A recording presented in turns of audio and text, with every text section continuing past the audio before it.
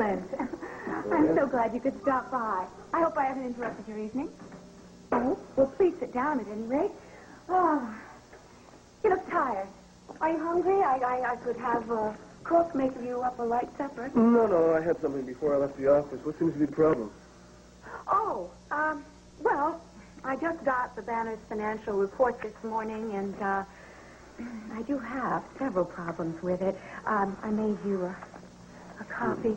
I've marked the problem areas with paper clips. I wasn't aware that you had started an internship program. I think it's a wonderful idea. So is that one of the items you're having a problem with? No. Felicia, what is it? Miss Cummings and Miss Ashley just arrived, ma'am. Did you tell them that I was in the middle of a business meeting that couldn't be disturbed? Yes, ma'am, but they said it was very important. Something about a budget problem for next week's show. This seems to be your evening for dealing with financial problems. Felicia, would you please show them in? Thank you. Yes, ma'am. I keep hoping that Gretel will be able to handle these problems by herself. They can confer with me on absolutely every decision. If you prefer, Dorian, I could leave. No, that won't be necessary. It should only take a minute, and then you and I can get back to our conference. Cummings and Ashley. Pat, Gretel? We're sorry to interrupt you. Well, as a matter of fact, Clint and I were discussing some business, but, what can I do for you? Now, Jenny, you try to get some sleep because tomorrow morning you're going down to the nursery to see the baby. Oh, and you expect me to sleep? Well, try dreaming about the baby. After all, she happens to be the most beautiful baby in the nursery. A purely subjective opinion, Doctor? No. All the nurses agree with me. Mm-hmm. Do they have another choice? No.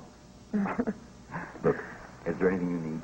No, I'm just fine. Okay, I'll be up tomorrow morning after breakfast to see you. Okay. Will? Yeah? She's going to be okay, isn't she? Well, of course. What are you worried about, Jenny? Oh, she's so tiny.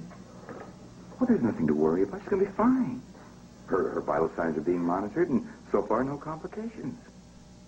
I know, but I can't help but worry about her. In the delivery room, her first cry sounded so weak I could barely hear her. Jenny, will you please stop it? She is going to be fine. Nothing is going to happen to her. Come on.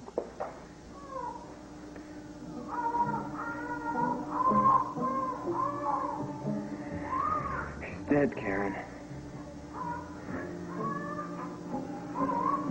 Oh, no. Oh, no, she can't be.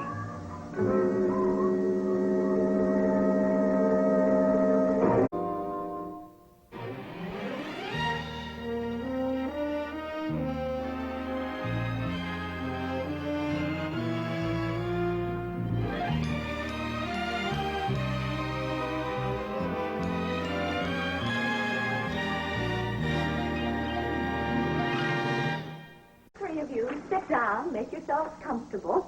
I'm sure you have a lot of catching up to do.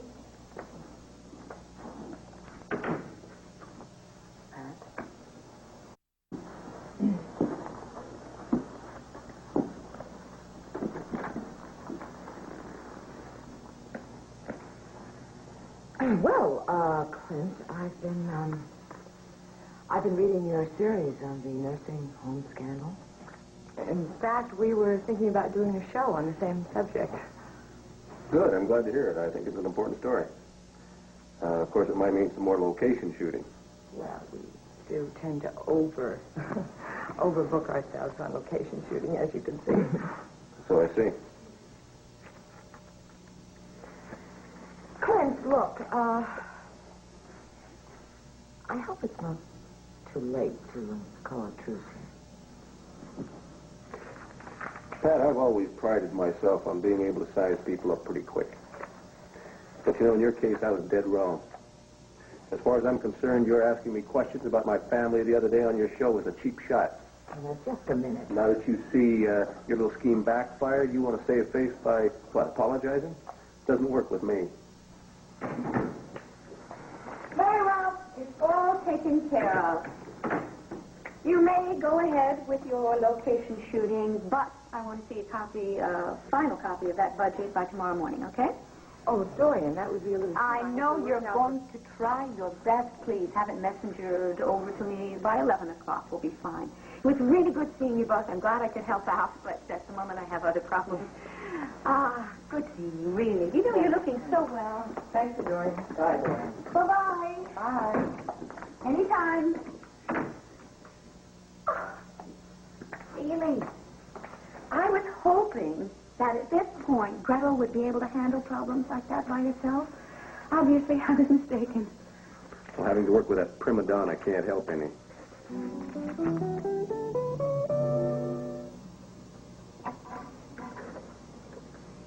I'm sorry I talked so long. I hope I didn't keep you up. Oh, no, that's all right. I wanted to finish this anyway. Listen, if I don't see you tomorrow, good luck with your baby and everything. Thanks. Hey, I hope things work out for you, too. Well, they usually do. I'll check out of here in a couple of days, you know, and the baby will have a nice home and a mom and a dad who love her. You talked to the nurses about seeing her yet? No, not yet. I spent so much time during my pregnancy convincing myself that I never wanted to lay eyes on her that I think I started to believe it. You mean you changed your mind? Well, it's just kind of dumb. You know, I mean, I don't think that it could do a whole lot of harm if I just see her one time. Oh. Well, everybody tells me that she is just beautiful, so I have to see her for myself. It'd just take a minute, and it would be the only time I'd ever get to look at her. Well, you just be careful, you know, because once you see her, you want to hold her. And once you've taken her in your arms, well, you just may never want to let her go. I don't think I have to worry about that.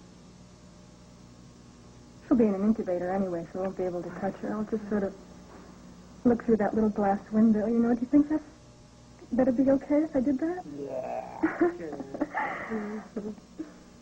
You know what I could do? I could tell the nurse to just wheel me down there the first thing tomorrow morning. What are we going to tell Jenny? This baby was Jenny's whole life. I'm sorry. I have to go get the duty nurse. No, please, just wait a minute. We don't have to tell anybody yet. Listen, we have to report it, though. We don't have to tell Jenny until tomorrow, okay? Wait a minute. We may never have to tell Jenny at all. Katrina's baby's doing great. What do you mean? You know exactly what I mean. Katrina doesn't want her baby. She even refused to see it. You know that. I tell you what. Let's give Katrina's baby to Jenny. Nobody ever has to know about it.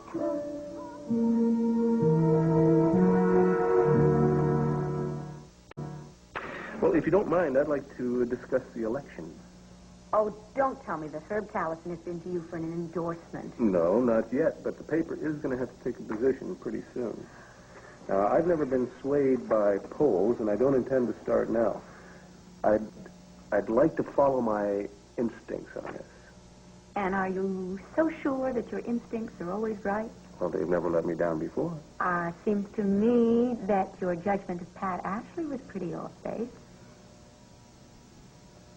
Well, I guess there is an exception to every rule. Tell you what, I will let you decide who the banner is going to endorse if you will return the favor.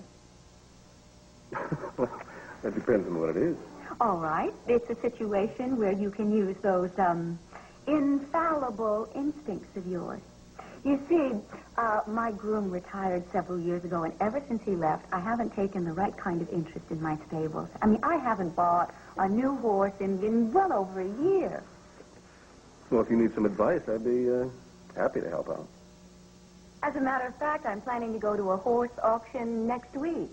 Oh, I always get so confused during the bidding. I'm so afraid of making a mistake.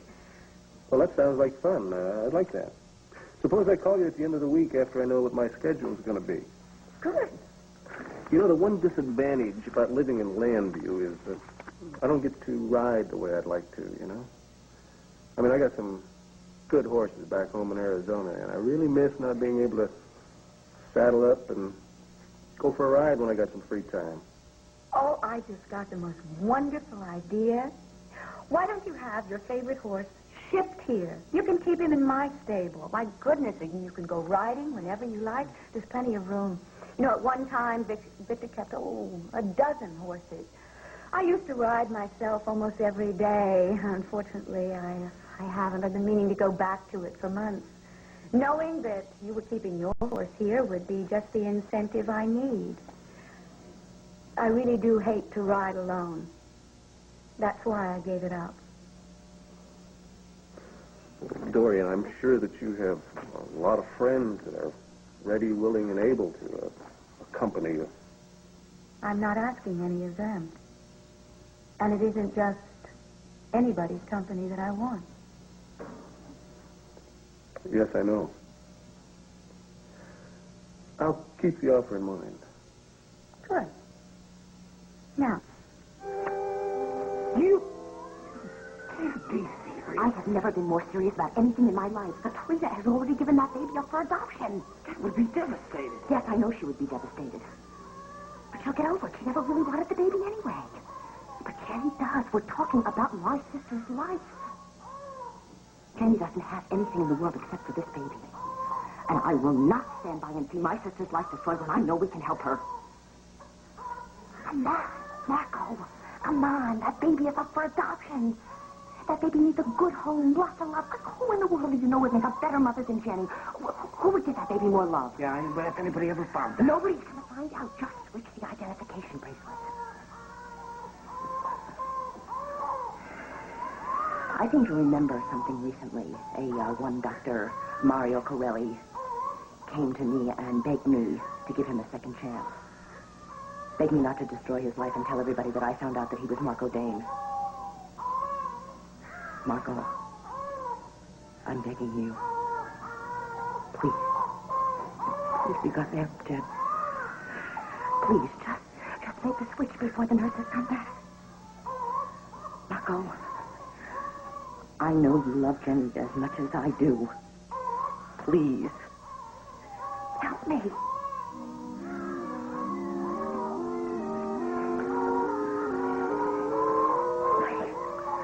All right, kids, go. Go out. The duty nurse is coming back any second. Go keep her occupied for a while I make the switch. Oh, hello. I'm Mrs. Warlick. I'm Jenny Vernon's sister. Yes, Mrs. And Walker. I thought...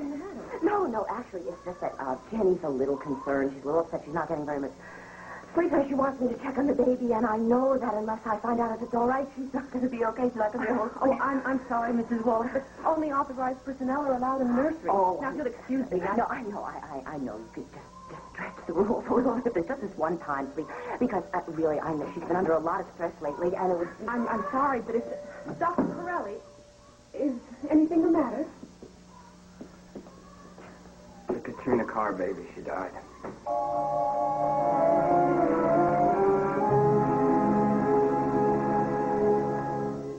Sorry. There was nothing that could be done to prevent it. Peter? Oh, I'm glad you're here. I guess that Mario has just told you what's happened. Yeah, his diagnosis is respiratory failure. That baby died 20 minutes ago. Well, Katrina Carr will have to be told as soon as possible. Really? Why? Well, Karen, I'm afraid in cases like this, it is best to tell the mother immediately. No, Sam, I don't think there's anything to be gained by telling her right now. It's very late, and I'm sure she's asleep by now. There's no point in waking her up to give her bad news. Yeah, but that means we're going to be the ones to tell her tomorrow morning. You see, her own obstetrician should do it, but he's not going to be in until tomorrow afternoon. All right, Sam. I understand that. I'll tell her. I think she should be told first thing in the morning, though. Karen, you're Katrina Carr's closest friend. I think that you should be there. Well, really, that doesn't make it... Well, sure, that'd be all right. You don't mind? No, it's not that I mind. It's just that I think that she probably want to ask you a lot of questions, some medical questions. I understand. I'll try to handle that as quickly and as efficiently as I can, but the important thing is that you've got somebody there for emotional support. Karen, I agree. I would really appreciate your help in this. But you know, right now, I think you should try to get home and get some rest. If you will excuse us just for a minute, Peter, I need your advice on the Henderson baby. Sure thing.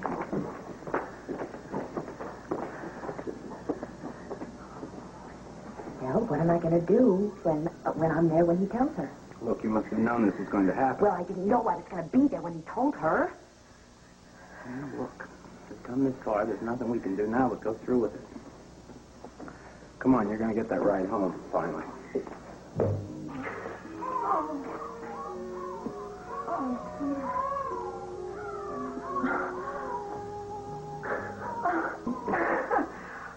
You're right. She's beautiful. Well, I told you so. I'm allowed to say that, aren't I? No. Of course you are. It's absolutely true. You know, I just got to see her for a minute in the delivery room. I never imagined that. This is incredible. You know, I'm kind of glad they're not going to let me hold her for a while. I'd never let her go. You know what? I think she looks a little like Kara when she was a little girl. Hi. I've got some baby pictures. I'll show them to you. No. I think she looks a lot more like you. Oh, do you really? Yeah. Look at the way she moved her hand just then. Amazing. You know, what's really amazing is how much weight that child has put on. Really? Oh, I'm so glad. You know, she was so tiny, I was afraid she was going to have a tough time.